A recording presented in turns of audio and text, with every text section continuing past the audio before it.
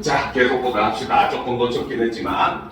자, 그래서 이 작품의 배경이 되는 게 원시 부족 사회이고, 자, 이러한 원시 부족 사회의 특징 중에 하나가 바로 성인식이라고 하는 걸 합니다. 알겠죠? 이 성인식이라고 하는 것의 의미가 뭐냐면, 물론 요즘 같은 우리나라 사회에서야 솔직히 성인식이 의미가 없죠. 그리고 뭐 20살 되면 굳이 한다면은 뭐 장미 20송이랑 향수 하나 선물해주고 떨렁 던져주고 너 어른이야 이렇게 하고 끝나잖아, 그렇지? 그런데 원시 부족 사회에서 성인이라고 하는 존재는 그 부족의 일원으로서 이제는 사냥과 전쟁을 수행할 수 있는 그러한 능력이 있는 사람임을 인정받는 행위가 바로 성인식의 의미였습니다. 알겠죠? 그렇기 때문에 이 작품에서도 바로 이 이름 얻기라고 하는 건 일종의 성인식이라고 볼 수가 있고, 그렇죠? 자, 이러한 성인식, 그 중에서도 여기서 이름 얻기라고 하는 것은 바로 사실은 태어날 때, 그렇죠? 명명한 이름이 아닌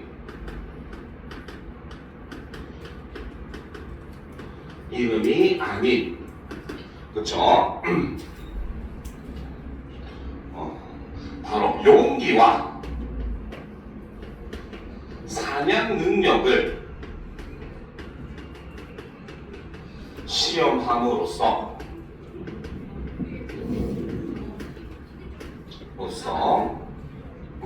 새롭게 일종의 정체성을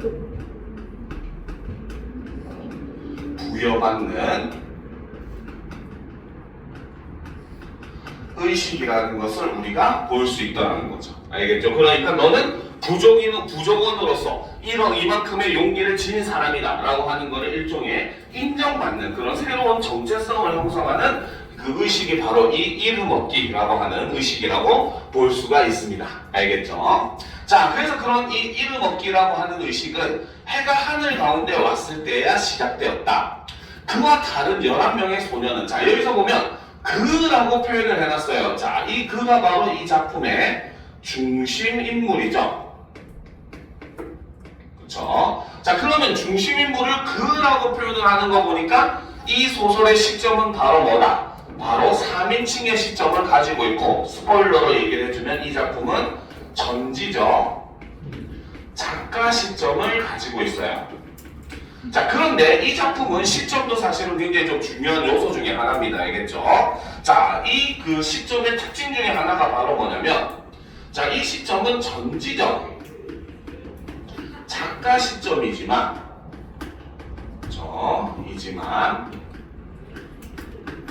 그를 초점화하여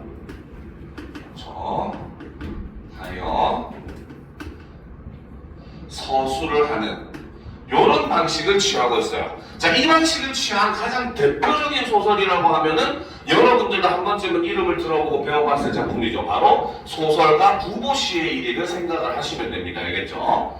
처음 듣는 표정의 친구들도 있는데, 자, 소설가 구보시의 일기라고 하는 소설을 보게 되면은 전지적 작가 시점이라서 주인공을 항상 구보는 이렇게 얘기를 해요. 알겠죠? 그런데 이 시점의 특징이 바로 뭐냐면, 자, 전지적인 서술자가 여기에 존재를 합니다. 자, 우리가 일반적인 전지적 작가 시점은 서술자가 인물들을 이렇게 바라보는 게 일반적 전지적 작가 시점이잖아요. 그렇죠? 그런데 이 작품과 마찬가지로 소설가 구보시의 일이나 이 작품 같은 경우는 이 전지적인 서술자는 한 사람만 봅니다. 바로 그라고 하는 인물만 봐요. 이 소설에서. 알겠죠? 그리고 그의 눈을 통해서 어떻게 세상이라든지 다른 인물들을 바라보는 이러한 방식을 그림으로 그리면 이러한 형태의 그림이 되는 이러한 시점의 방식을 취하고 있는 게 이 소설 시점의 가장 독특한 방식이다라고 볼 수가 있습니다. 알겠죠? 그래서 이러한 유형의 소설이 바로 소설가 구보시의 일일도 이러한 서술 시점을 취하고 있으니까 함께 유념을 해서 보시면 도움이 많이 될 거예요. 알겠죠? 자, 그러면 이제 한번 보도록 합시다. 자, 그와 다른 11명의 소녀는 들소의 계곡 입구에 배치되었다. 그들은 다른 혈족들과 싸움 중이면 전열의 맨 앞에, 그렇지 않을 때는 맹수 사냥의 창자비로 나서야 했는데 그 애는 들소 사냥의 창자비로 결정된 것이다 라는 거죠. 그래서 바로 뭐다? 이름 얻기 의식의 실질적인 구체적인 방법은 바로 이번 해에는 들소를 사냥하기로 결정이 되었다라는 거죠. 자, 들소는 한마디만 해도 그쵸? 온 혈족이 배불리 먹을 수 있는 훌륭한 식량원인 동시에 그쵸? 자, 바로 훌륭한 식량원. 이게 바로 들소의 가치 첫 번째 라고 볼 수가 있다는 거죠. 자, 그런데 아직까지는 소설 초반이기 때문에 바로 뭐다? 물리적이고 물질적인 가치를 지금 가치로서 들소를 평가를 하고 있는 거예요. 알겠죠? 자, 그래서 자, 훌륭한 식량원인 동시에 힘과 용기를 시험하기에 알맞은 맹수였다.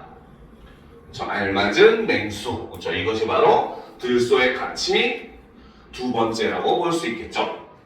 자, 그러면 이제 이 들소를 왜 맹수라고 했느냐? 그 날카로운 뿔은 호랑이의 백가죽을 찢어놓고 체중 실린 발굽은 곰의 허리뼈를 분질러 놓았다. 그만큼 사나운 호랑이랑 곰도 뭡니까? 곰이랑도 어느 정도 싸울 수 있는 그런 존재로서 들소가 이렇게 나타나고 있더라는 거죠.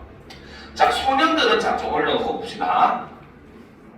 자, 흥분과 초조 속에서 멀리서 소를 몰아오는 아버지들의 은은한 함성을 듣고 있었다라는 거죠. 자, 여기서는 바로 뭐다? 이제 곧 들소를 사냥해야 되는 그러한 상황이라는 거죠. 그래서 그 들소 사냥을 이제 기다리면서 어때? 바로 그렇죠. 자, 여기서는 사냥을 앞둔 소년들의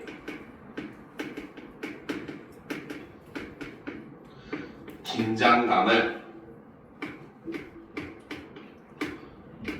무엇을 통해서 아버지들의 뭡니까? 은은한 함성이라고 해서 청각적 경험과 함께 제시를 해주고 있더라. 이렇게 볼 수 있다는 거죠. 자, 계속 보도록 합시다.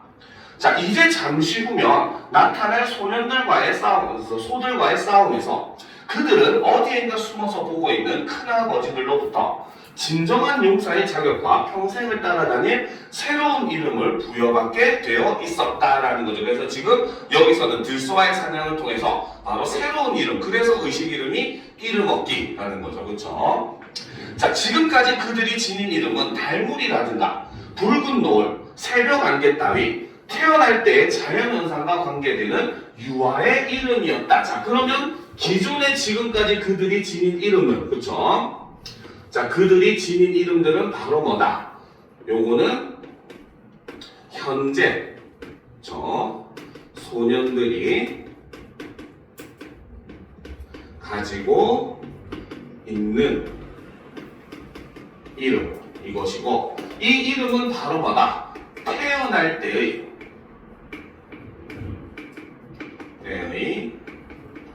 자연현상에서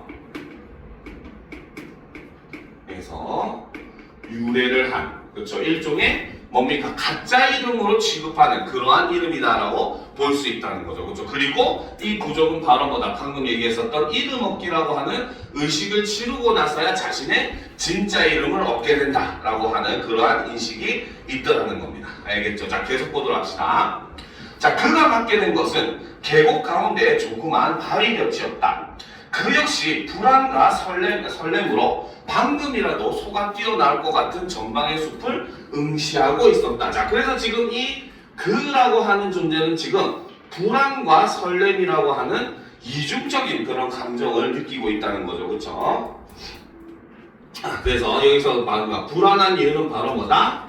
들소와 싸움에 대한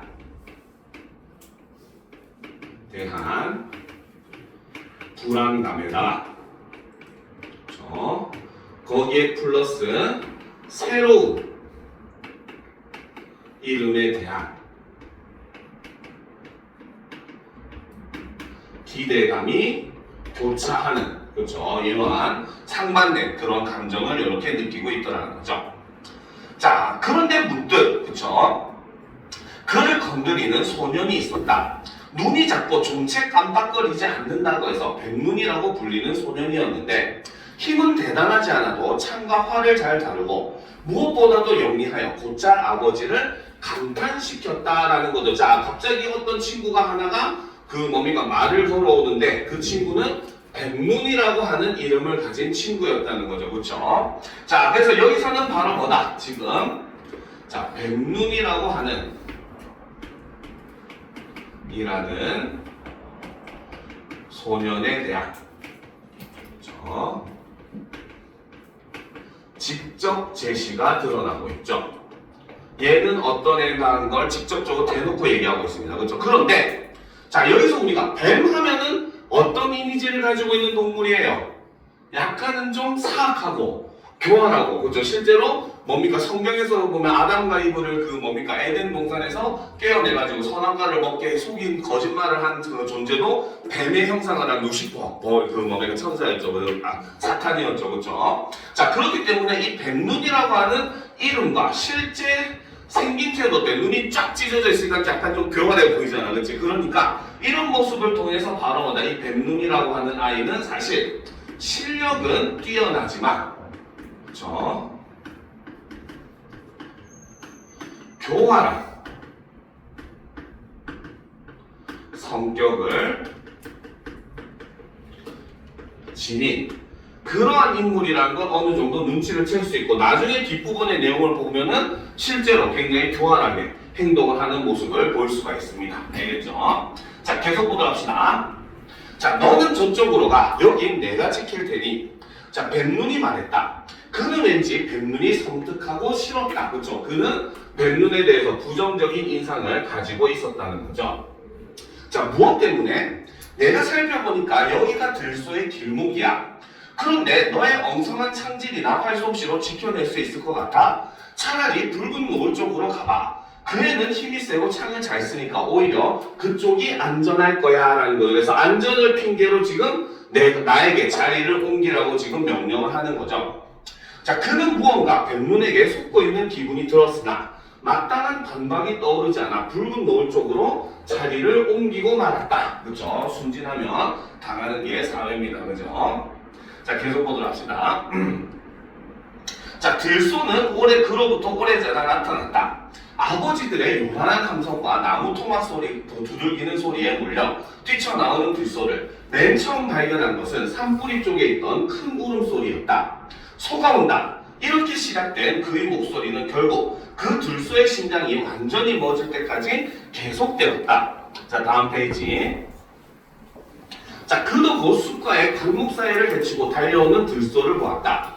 처음 그 소는 똑바로 뱀눈을 향해서 돌진하는 것 같았다. 그러나 어느새 바위 위에 올라가 똑바로 창을 던질 자세를 취하고 있는 뱀눈 바로 곁에서 소는 갑자기 방향을 바꾸었다. 자, 그 순간 그는 비로소 뱀눈에게 속았다는 것을 깨달았다. 일견 소는 뱀눈을 피해가는 것처럼 보였지만 실은 뱀눈이 올라서 있는 한길 남짓한 바위를 피해간 것이었다. 거기다가 소가 방향을 바꿀 때 소의 가장 넓은 옆면이 그대로 뱀눈에게 노출되었다. 뱀눈은 기다렸다는 듯이 그런 소에게 창을 날렸다. 창은 어김없이 소의 질긴 배가 쪽을 뚫고 깊숙이 박혔다. 결국 뱀눈은 가장 안전한 곳에서 맨 먼저 찌른 자란 명예를 확보한 셈이었다. 더군다나 그 바위는 풀숲에서 드러나 있어 큰 아버지들에게는 뱀눈의 용기와 힘을 가장 잘 보여줄 수 있는 무대와도 같았다라는 거죠. 자, 꺽쇠로 표시합시다. 그도 곧 숲가에부터 무대와도 같았다. 까지 꺽쇠로 표시합시다. 그렇죠? 자, 여기서는 지금 바로 뭐다? 오로지 그의 입장에서 지금 사건을 전부 다 묘사를 하고 있죠. 전지적 작가 시점임에도 불구하고. 그렇죠? 그러니까 바로 뭐다? 바로 초점화된 인물인 그렇죠? 그의 시선을 통해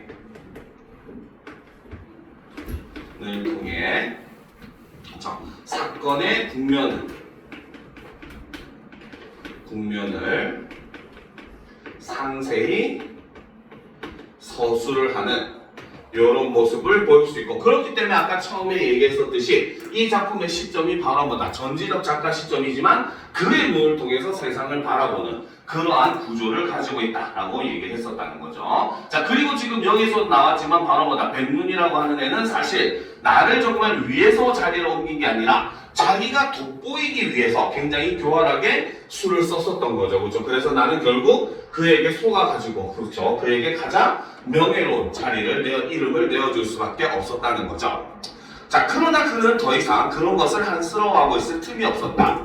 옆구리에 창을 받은 들소는 바로 그를 향해 돌진해오고 있었던 것이다. 그는 황급히 창을 겨누었다. 그러나 달려오는 들소의 정면은 백눈이 마치 넓은 옆면의 3분의 1도 안 되었다. 남은 것은 정면 대결뿐이었다. 그는 혼신의 용기로 창을 고쳐 잡았다. 하지만 그는 곧 덮쳐오는 사나운 콧김과 거친 발굽 소리에 고통과 분노로 불타는 두 눈과 치명적인 일격으로 고양된 생명력이 뿜어내는 엄청난 살기에 그만 압도되고 말았다라는 거죠. 그렇죠? 자, 그래서 이 부분을 통해서 바로 뭐다? 결국 나는 그라고 하는 존재는 바로 들소 사냥에 실패했다는 거죠. 그렇죠? 그래서 공포를 느끼는 그의 모습이 이렇게 제시되어 있죠. 그래서 이를 통해서 바로 뭐다? 바로 포획 시도가 실패할 것임을 암시한다 라고 볼 수 있다는 거죠. 자, 중략 부분 줄교엽시다. 그래서 지금 이 중략을 기준으로 앞부분에서는 바로 뭐다? 들소라고 하는 존재는 물리적인 살생의 대상이고, 그렇죠? 그리고 자신들의 용기를 증명하기 위한 그러한 수단으로서의 들소로 등장을 했습니다. 알겠죠? 그런데 중략 이후부터 바로 이렇게 들소에 대한 뭡니까? 인식과 태도가 변화를 하는 모습을 보여줍니다. 자, 계속 보도록 합시다. 자, 소를 겁내는 자, 그렇죠? 이게 바로 뭐다? 바로 그가 새롭게 얻은 이름이죠. 그래서 소를 겁내는 자가 된 그는 들소 사냥에 재도전하지만 실패하고 동굴로 들어가 그 들소 그리기에 몰두한다. 그래서 그 다음부터 이제 이 사람은 들소를 잡으려고 하는 게 아니라 이제 그리는 것에 몰두를 하는 그런 태도를 보여주고 있다는 거죠. 자, 계속 보도록 합시다. 자, 그는 숨은 죽인 채 들소들을 관찰했다. 그들은 물을 마시고 소금기를 핥은 후에도 유유히 주변을 배회하며 신선한 풀을 뜯었다. 그런 그들을 발굽에서 뿔끝까지 터럭 하나 놓치지 않겠다고 살피고 있는 그의 가슴은 들소와 대면했던 지난날의 그 어느 때보다도 세차게 뛰고 있었다.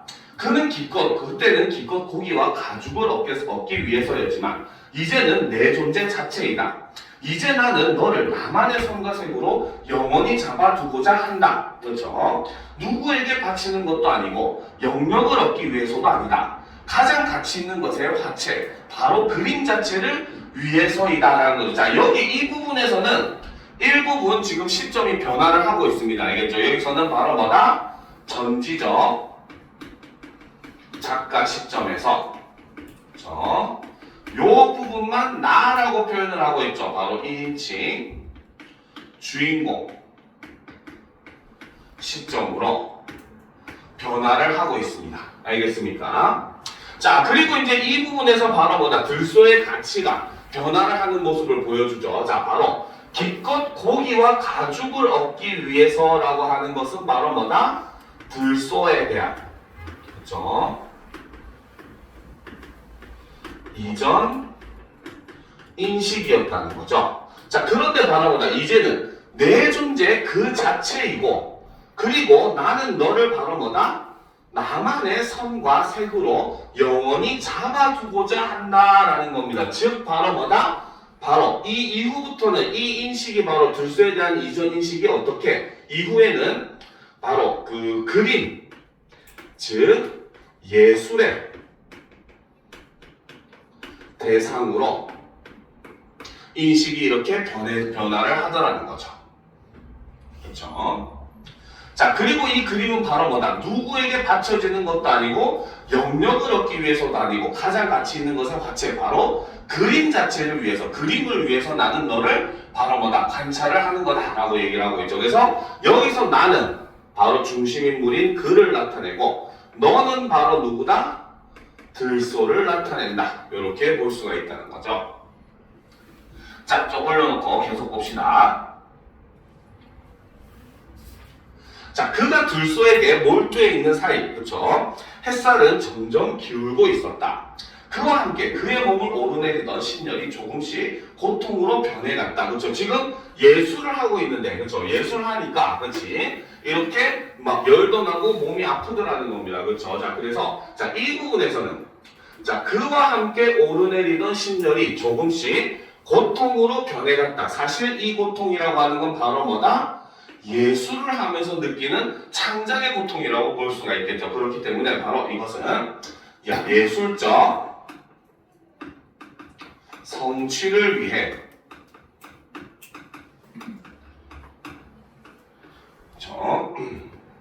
예술가가 겪어야 하는 창작의 고통이자 일종의 예술혼이라고 볼 수가 있더라는 거죠. 그렇죠? 자, 그는 며칠 전부터 그런 증상을 경험하고 있었다. 이제 그 고통은 내일 날이 밝아야 없어질 것이다. 자, 갑자기 한 줄기 서늘한 바람이 그의 바람에 그는 심한 재채기가 났다.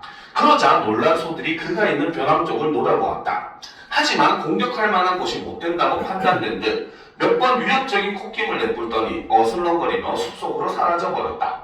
몹시 기분이 상했다는 식의 걸음걸이였다. 자, 다음 페이지로 넘어갑시다. 자, 그래서 그 들소를 관찰하고 이제 동굴로 돌아옵니다. 자, 보도록 합시다. 자, 동굴로 돌아온 그는 서둘러 준비해둔 관솔가지에 불을 붙이고 동굴벽에 돌출한 바위 위로 올라갔다. 굉장히 자연스럽게 바로 뭐다? 바로 서둘러 준비해둔 관솔가지에 불을 붙이고 그 다음에 돌출한 바위 위로 올라가는 행위가 굉장히 자연스럽게 지금 이어지고 있는 모습을 볼 수가 있다는 거죠. 그렇죠? 그래서 바로 여기서는 행동의 연속적 제시가 드러나고 이를 통해서 바로 뭐다? 익숙한 행위임을 이렇게 드러내준다라고 볼 수 있다는 거죠. 자, 손만 뻗으면 천장의 들소그림에 닿는 곳이었다. 그는 근처의 바위 틈새에 불붙은 관솔가지를 꽂고 그 불빛에 의지해 방금 보고 온 들소의 모습을 천장벽에 옮기기 시작했다. 채색을 하기 전에 마지막 마무리 작업이었다. 어렴풋한 윤곽으로만 떠올라 있던 손은 수지에겐 검댕으로 점차 선명한 형태를 이루었다. 날카로운 눈으로 전방을 응시하며 앞다리에 힘을 모은 숫소였다. 소묘가 완성되자, 자, 좀 올려놓고 봅시다. 자, 소묘가 완성되자 그는 잠시 그 소를 들여다보았다. 문득 자기에게 덮쳐오던 엄청난 생명력이 사라져버린 것 같은 느낌에 불만스러웠다라는 거죠. 즉 바로 뭐다? 그림을 1차로 완성을 했지만 마음에 들지 않았다는 거죠. 그렇죠? 그래서 바로 완성된 그림이 마음에 들지 않은 이유를 이렇게 제시했는데 그것은 바로 뭐다? 생명력이 없는 존재처럼 느껴지더라는 거죠. 아마도 정지된 자세 때문인 것 같았다.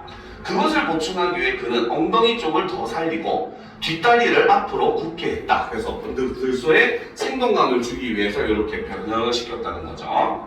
질주해 오다가 우뚝 멈추어 선 것 같은 약간의 생동감이 살아났다. 그때 관솔가지가 다 타서 불이 꺼져버렸다. 바닥으로 내려와 새로운 관솔가지를 찾아든 그는 거기에 불을 붙이려다가 곧 단념했다.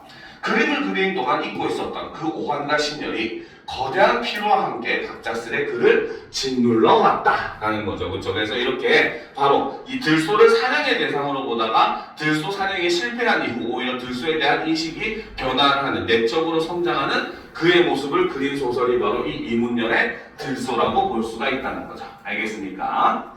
자, 그럼 드디어 마지막 작품이죠. 그렇죠? 자, 숨의 청심록, 바로 고전 소설을 한번 살펴보도록 합시다.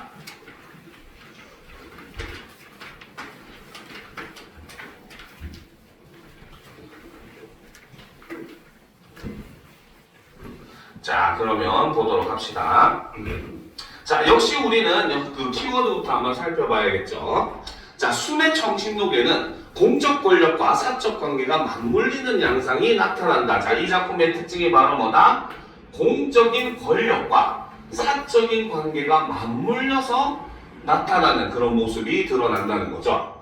공적 명령을 따르면 개인 간의 혼약을 지키지 못하게 되는 상황에서 제시된 대응은 생존을 우선시하는 전략적 판단의 성격을 지닌다. 자, 그래서 공적 명령을 따르면 개인 간의 혼약을 지키지 못하게 되는 상황에 처합니다. 알겠죠? 뭐 뒤에 내용을 미리 스포일러를 해주게 되면은 그 뭡니까 군주라고 하는 공주가 그렇죠? 바로 주인공을 마음에 들어 해가지고 주인공과 결혼을 하려고 했는데 주인공에게는 이미 약혼한 사람이 있었어요. 알겠습니까? 그럼에도 불구하고 임금이 명령을 내려버리니까 그 공주의 청으로 인해서 임금이 명령을 내려버리니까 그걸 어길 수 없는 상황이었다는 거죠. 그래서 어떻게? 이 대응은 바로 뭐다? 생존을 우선시하는 전략적 판단의 성격을 지닌다는 거죠. 그래서 어쩔 수 없이 일단 결혼을 합니다. 알겠습니까? 그럼에도 불구하고 뭡니까? 주인공은 공주를 굉장히 천대해버리죠. 결혼을 했음에도 불구하고. 알겠죠?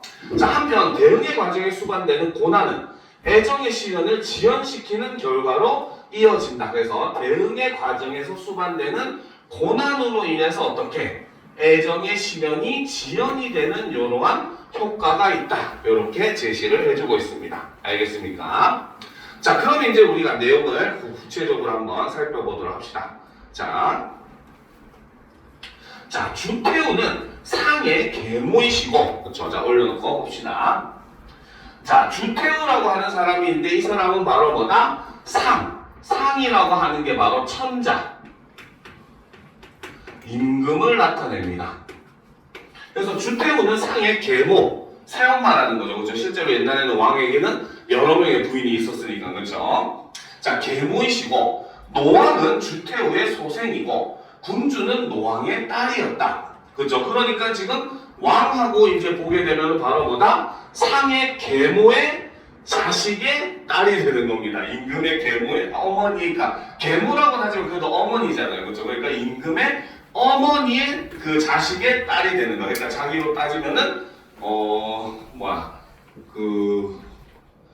뭐라고 해야 되지? 고종 사촌? 요 정도쯤 아마 어쨌든 굉장히 좀 촌수가 한 4촌, 5촌 요 정도 되겠죠. 자, 그러니까 이제 그런 관계라는 거죠. 자, 그러니까 군주를 본국에 보내지 않고 태우가 곁에 두고 사랑하셨다. 그래서 지금 보니까 주태우는 자신의 일종의 손녀인, 그렇죠? 군주를 굉장히 아꼈다는 겁니다. 알겠습니까? 그래서 보자. 여기서 이제 태우가 바로 주태우를 나타내죠. 그렇죠? 자, 근데 봅시다. 이날 군주가 동호를 데리고 구경하다가 우연히 중백의 고귀한 모습을 보게 되었다라는 겁니다. 하필이면은 이날 바깥 구경을 갔는데 그날 하필이면은 주인공이 중백을 만나네. 그렇죠? 바로 고전 소설의 특징이죠. 바로 우연성이 드러나고 있다. 이렇게 볼 수가 있습니다. 자, 그러니까 인물 궤도를 보게 되면은 바로 뭐다? 임금, 즉 상이 있고, 즉 임금의 바로 뭐다? 어머니가 바로 주태우고, 바로 주태우의 자식이 또, 주태우는 이제 계모죠. 그러니까 배다른 동생인데 이 사람이 노왕이고, 이 노왕의 딸이 바로 뭐다? 군주인 이런 관계를 가지고 있더라는 겁니다. 알겠습니까? 자, 일단 계속 보도록 합시다. 천상신선 아니면 수중비용처럼 느껴졌다라는 거죠. 그래서 천상신선이나 수중의 비용처럼 느껴졌다라고 해서 이것은 바로 중백을 비유한 그러한 표현이라는 거죠. 그래서 굉장히 바로 뭐다? 중백의 고결함, 고의함 이런 모습을 이렇게 비유를 통해서 나타내주고 있더라는 거죠. 자, 보고를 시켜 네 집 상공인지를 알아오라고 했다. 그래서 첫눈에 중백에게 반해가지고 뭡니까? 자신의 보고를 시켜서 중백이 누군지 알아오게 하는 모습을 보이는 거죠. 실제로 우리가 춘향전에서도 보면 첫눈에 이몽룡이 반해가지고 그네를 타고 있는 여인이 누구냐 하고 방자한테 알아오라고 보내는 모습과 같은 모습이라고 보시면 되겠죠. 자, 그래서 이제 보호가 알아옵니다. 바로 자영은 이중백이더이다. 군주가 기뻐했다. 태우께 중백에 대한 말씀을 드리고 시집가겠다고 말씀드렸다. 태우가 상을 아련하고 여쭈니 상이 또한 태우의 말씀을 공경하시고 순순히 따르셨다. 그쵸? 왜? 어머니가 그래도 하는 말인데 아무리 계모라지만 그쵸? 어머니가 하는 말이니까 따를 수밖에 없었다는 거죠. 자, 중백을 불러 혼인하라고 말씀하셨다. 중백이 한상코 사양했다. 그러자 상이 신랑과 태우를 불러 우격다짐으로 퇴기라니 5월 순희였다라는 거죠. 즉 바로 뭐다? 자, 여기서는 지금 임금이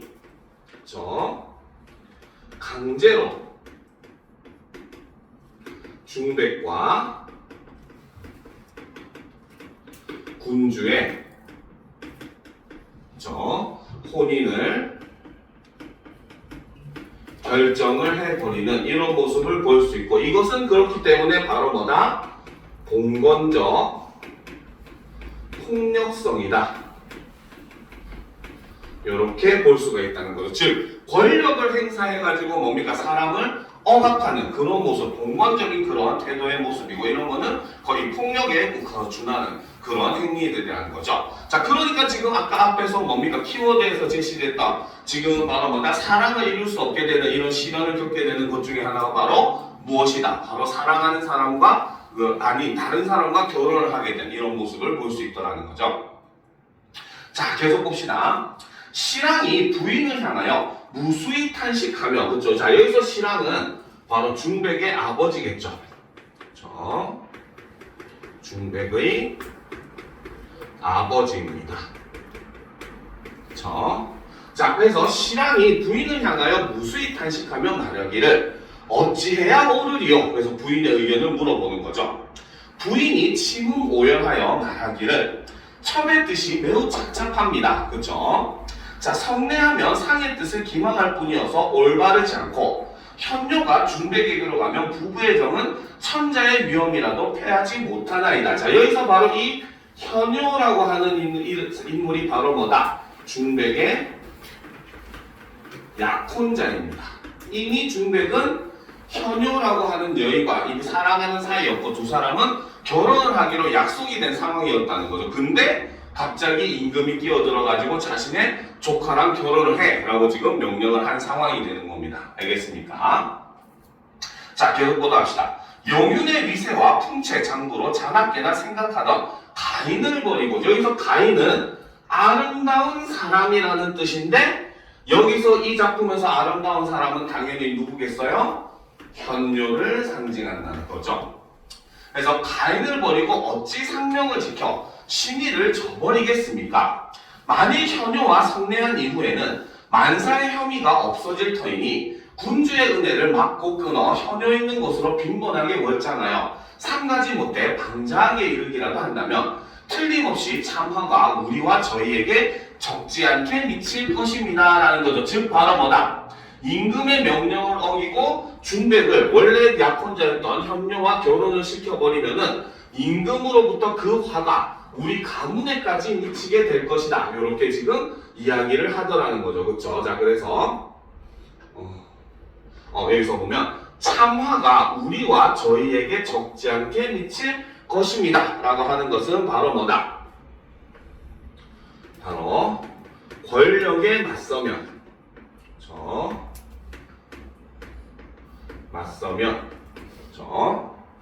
화를 당할 것을 염려를 하는 이러한 모습이 드러나더라는 거죠. 자, 현효의 연연약질로 그 사이에 자진할 것이니 제 나이가 어리고 아직 차라리 성례를 맡고 말고 중백이 군주를 가까이 하고 좌처를 임의로 알아 하거든 소저의 일신이 고요한 데서 제 마음을 평안히 하여 어가가 간섭하는 바가 없으면 비록 문을 바라는 과부가 되어도 아직 종말을 보아가며 성사하는 이만 같지 못하리이다 라는 거죠. 즉 바로 뭐다? 지금 바로 뭡니까? 여기서는 일단은 바로 뭐다? 임금의 명령을 그대로 받아들이라는 거죠. 그렇기 때문에 그러면은 바로 뭐다? 현효도 일신이 고요한 데서 자신의 마음을 평안히 할 수가 있을 것이다 라고 지금 이야기를 하더라는 거죠. 그렇죠? 즉 바로 뭐다? 여기서 얘기하는 것은 개인의 생존을 우선시 하는 그런 모습을 볼 수가 있고 그렇기 때문에 결국 결정은 바로 뭐다? 바로 군주와의 혼인을 결정을 할 수밖에 없더라. 권력에 대항해봤자 우리는 화를 입을 뿐이다 라고 이야기를 하더라는 거죠. 그러니까 아까 키워드에서 바로 뭐다? 이러한 것에 대응하는 방식은 바로 뭐다? 생존을 위한 전략이라고 얘기했잖아요. 그죠? 그게 바로 여기서 제시한 바로 이거. 생존을 위해서 어떻게 결국은 뭡니까? 원래 약혼하기로 했던 현녀를 버리고 군주와 약혼인을 시킨다는 거죠. 그렇죠? 자, 계속 보도록 합시다. 자, 신앙이 옳게 여기지만 현녀에 붙인 오상서가 어떤 일이 있더라도 성례하라. 자, 요거는 자, 이 전체 내용을 사실은 좀 알아야지 알 수 있는 부분이긴 한데 알겠죠? 자, 이 부분은 사실은 꿈에서 현녀의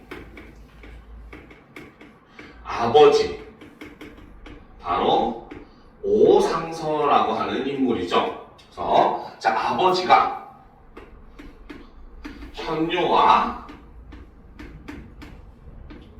중백을 반드시 혼인 시켜야 한다고 말을 했었다는 겁니다. 알겠죠? 그 말은 다시 거꾸로 얘기하면 바로 뭐다? 죽은 사람이 꿈에서까지 나타나서 이런 말을 한다는 것은 두 사람의 인연은 이미 운명으로 결정된 것이다 라는 것을 의미한다고 볼 수가 있다는 거죠. 그렇죠? 그래서 이런 것을 보면서 바로 초월적인 요소를 통해 초월적 요소를 통해 그렇죠? 운명적 결연임을 강조해주는 이러한 효과가 있다는 겁니다. 알겠죠? 자, 그러니까 하던 몽중산을 생각하고 즉 몽중산 꿈에서 있었던 일이라는 거죠. 자, 이에 묵묵하여 결단치 못했다. 이에 수매정에 가서 현효를 만나 부인의 말씀을 전하니 소저가 부끄러워하며 고운 얼굴로 대답하기를 여기서 소저도 역시 현효입니다. 알겠죠? 자, 숙무의 말씀이 지당하시니 소녀 또한 원하는 마음도 이 밖에서 벗어나지 않나이다. 바로 현실에 순응하는 모습을 보여주는 거죠.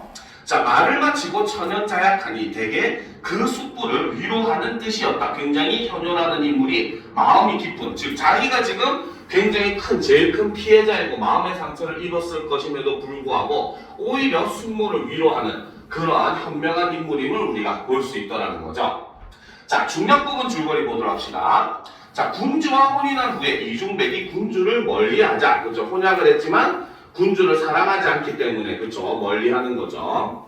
자, 군주는 그 연유를 알아내고 주태후와 천자에게 고변한다라는 겁니다. 알겠죠? 자, 그러니까 지금 바로 뭐다?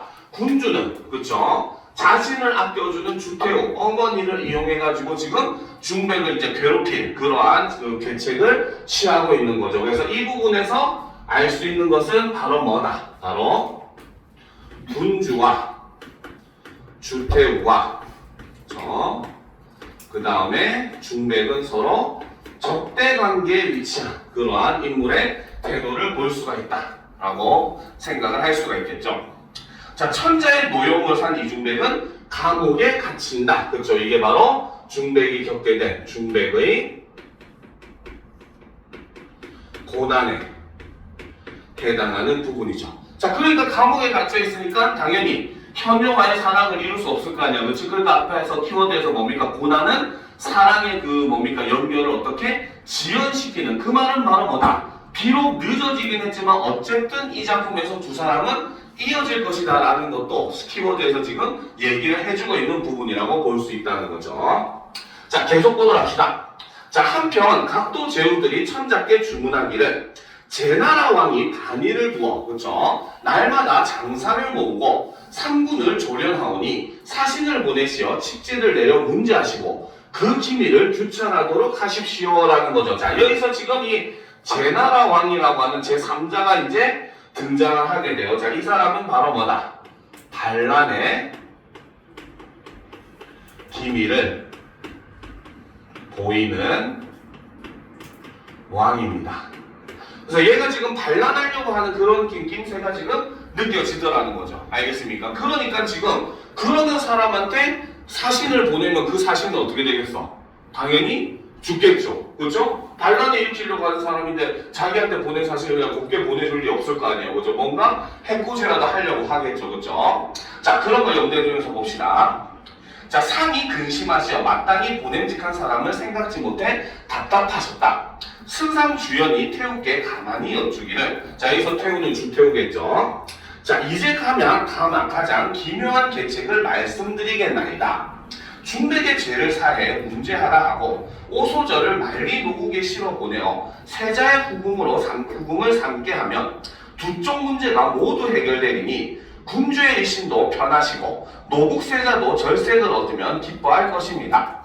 어찌 그 개교가 기특치 아니하리요? 라는 거죠. 그렇죠? 자, 그래서 지금 여기서 말하는 이 기묘한 계책이라고 하는 것은 바로 무엇이다? 바로 중백을 죄를 사한 후에 그렇죠? 적국의 사신으로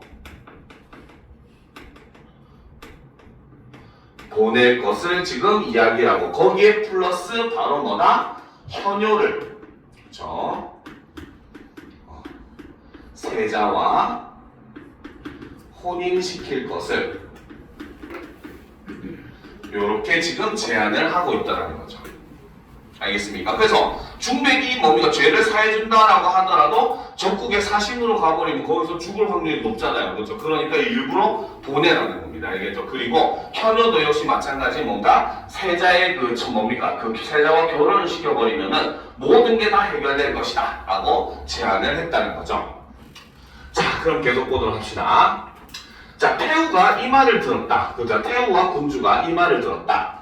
개교로서는 아주 절묘했다라는 거죠. 자, 그러면 지금 인물관계를 다시 한 번 더 우리가 정리를 한번 해보면은, 자, 지금 이것을 한 사람이 바로 승상, 주연이라고 하는 사람인데, 이 계모와 바로 주연이라고 하는 승상은 서로 같은 편인 거죠. 그렇죠? 그리고 이 인물들, 자, 요 인물들과 적대 관계를 하고 있는 사람이 바로 중백이라고 하는 인물이고, 이 중백은 현효라고 하는 여인을 사랑하는 이러한 관계를 지금 형성을 하고 있다라고 볼 수가 있는 겁니다. 알겠습니까? 자, 근데 여기서 임금을 뺀 이유는 물론 앞부분에서는 두 사람을 막 결혼시키라고 푸시하고 막 일부러 화내고 막 이런 모습을 보이긴 하는데, 이제 지금부터 조금 뒤에 이어지는 내용을 보게 되면은 이제 중백을 풀어주는 과정에서 일부러 이전보다 더 높은 관직을 주고 이런 좀 챙겨주는 모습을 보여줘요. 알겠죠? 그렇기 때문에 상이라고 임금이라고 하는 인물은 어떻게 보면은 중백에 대해서 아끼는 마음은 있지만, 그렇죠? 어쩔 수 없이 그 뭡니까 중백을 군주랑 결혼시키라고 명령하고 이런 그런 인물이라고 우리가 좀 볼 수가 있기는 합니다. 이게 그거는 뒷부분의 내용을 보면 좀 더 자세히 이해가 될 겁니다. 자 그러면 계속 보도록 합시다. 자 계속 봅시다. 자 태우와 군주가 이 말을 들었다. 개교로서는 아주 절묘했다. 승상은 범영이 생각하지 말고 힘쓰고 힘써 도모하라.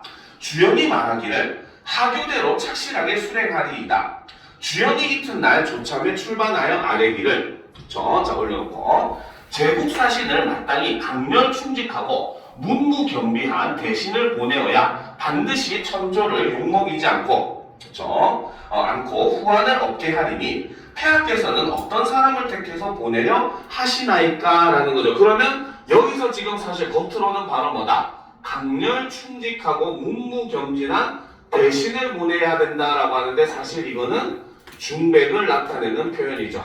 그렇죠? 근데 진짜로 이렇게 생각하지 않겠죠. 그렇죠? 일종의 반어적 표현이라고 볼 수 있겠습니다. 자, 상이 이르시기를 짐의 생각이 또한 그러하다. 그렇죠? 지금 적절한 이렇게 능력을 갖춘 사람을 보내는 것에 대해서 동의를 하더라는 거죠. 자, 주연이 다시 부복하여 아뢰기를 감옥죄인 이중백이라는 위인이 이 소임에 적합하오니 이 사람의 죄를 사하시고 사신으로 임명하여 보내시면 마땅할까 하나이다 라는 거죠. 그렇죠?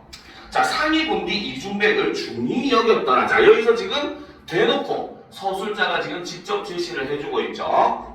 자, 상이 본 뒤 이중백을 중히 여겼던 것이라. 그렇죠? 자, 그래서 여기서는 바로 뭐다? 사실 중백은 상의 총애를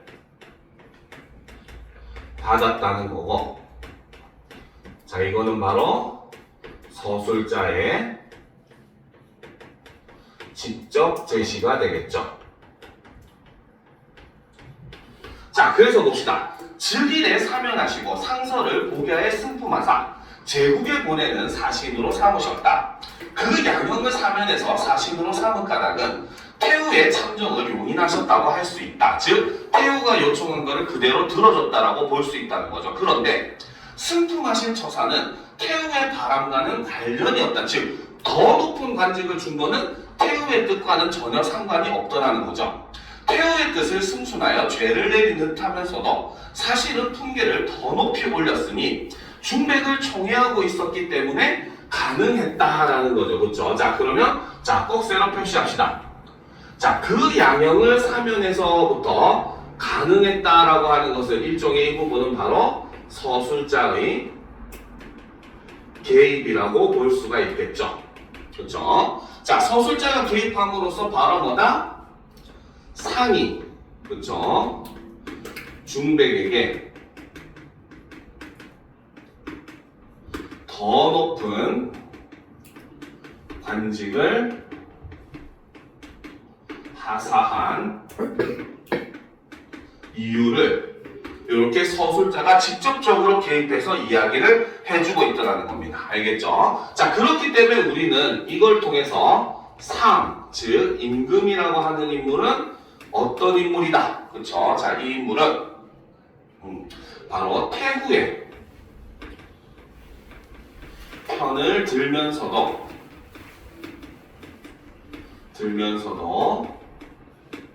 중백을 아끼는 이중적인 태도를 지닌 인물이다 라는 걸 알 수가 있더라는 겁니다. 알겠죠? 자 계속 보도록 합시다. 자 상이 이중백을 총애하고 있었기 때문에 가능했다. 삼인이 사은 퇴조하니 신부인이 놀라고 슬피 울며 말하기를 내가 너를 그 나쁜 광서 속으로 보내놓고 그토록 간장을 녹였더니 또 이제 너를 말리타국에 보내어야 하다니 이 착잡한 회포를 어찌 참으란 말인가. 상서가 모친을 위로하기를. 여기서 말하는 상서가 바로 뭐다? 자 다음 페이지. 여기서 말하는 상서가 바로 이중백이 되는 거죠. 중백이 되는 겁니다. 상서는 중백이죠. 자 고전소설 이렇게 인물 파악하는 게 굉장히 중요합니다. 알겠죠? 자 가장 핵심적인 간단한 문제로서 뭐 여러 이름들 밑줄 쳐놓고 다음 중 가리키는 인물이 다른 하나를 고르시오 이런 문제도 쉽게 나옵니다. 생각보다. 알겠죠? 자, 계속 봅시다. 그래서 상서가 모친을 위로하기를 자, 자친을 오래 떠나는 정은 간측하오나 소자의 대명은 하늘이 아시는 바라 조금도 염려하실 일이 아니로소이다.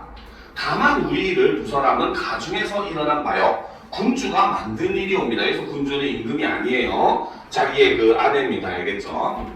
자, 이번에 소자를 놓아 사신으로 삼으심도 주연과 태후의 개교이니 소자가 제국으로 가면 틀림없이 옵씨를 참살할 뜻이오니 자, 이미 뭡니까? 중백은 모든 것을 다 알고 있더라는 거죠. 자, 꺽쇠로 표시합시다. 자, 이번에부터 참살할 뜻이오니까지 꺽쇠로 표시를 하고 자, 여기서 바로 뭐다? 바로 중백은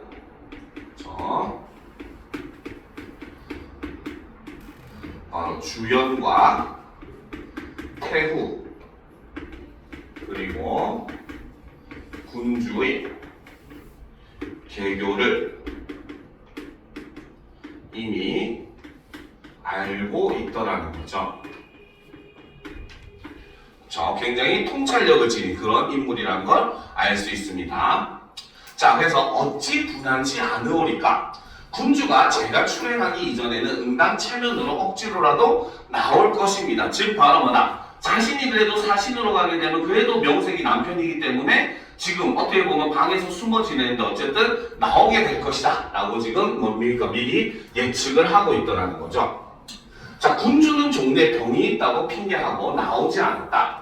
정보모를 보내어 기색을 살피라고 하니 보모가 상서 가중에 와서 기색을 살폈다. 사람마다 반가워하여 사색하지 않으므로 보모가 대희하여 저희들의 작용인 줄 모르는가 하고 여겼다. 그렇죠? 지금 바로 뭡니까? 사람들이 뭡니까? 자기를 막 반겨주는 그런 모습을 보니까 이놈들이 아직 우리들의 계책이라는 걸 눈치채지 못했구나 이러면서 지금 웃더라는 거죠. 그렇죠? 그래서 여기서 대희 크게 웃었다. 그렇죠? 크게 웃었다 라고 하는 이 웃음의 의미라고 하는 것은 바로 무엇이다? 바로 중백의 집에서 여전히 자신들의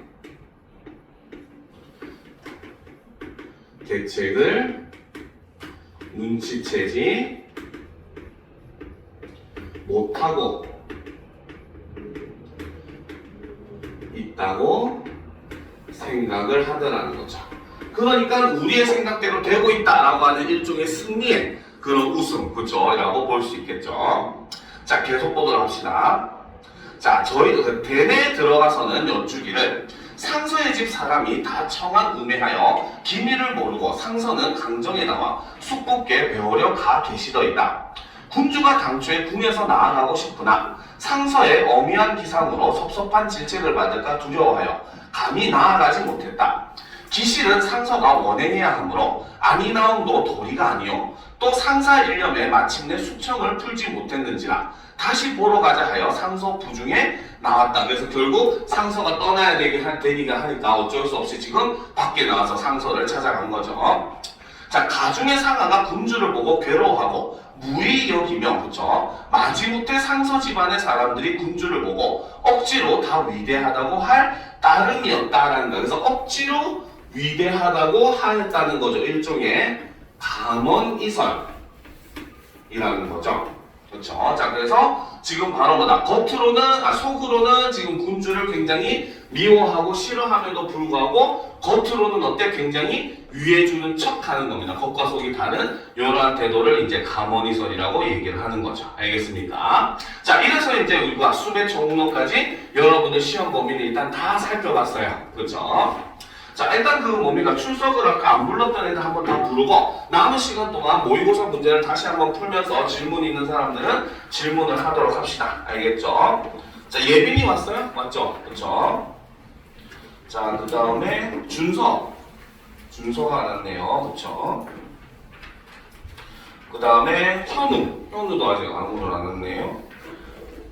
그 다음에 동윤이 왔고, 자, 그 다음에 현서도 안 왔네요. 알림이도 안 왔죠? 다음에 수민이 왔어. 그렇죠? 네, 알겠습니다. 자, 그러면 지금부터 모의고사 문제를 풀면서 그 문학 문제 풀어보면서 질문할 거 있는 사람들은 질문하도록 합시다.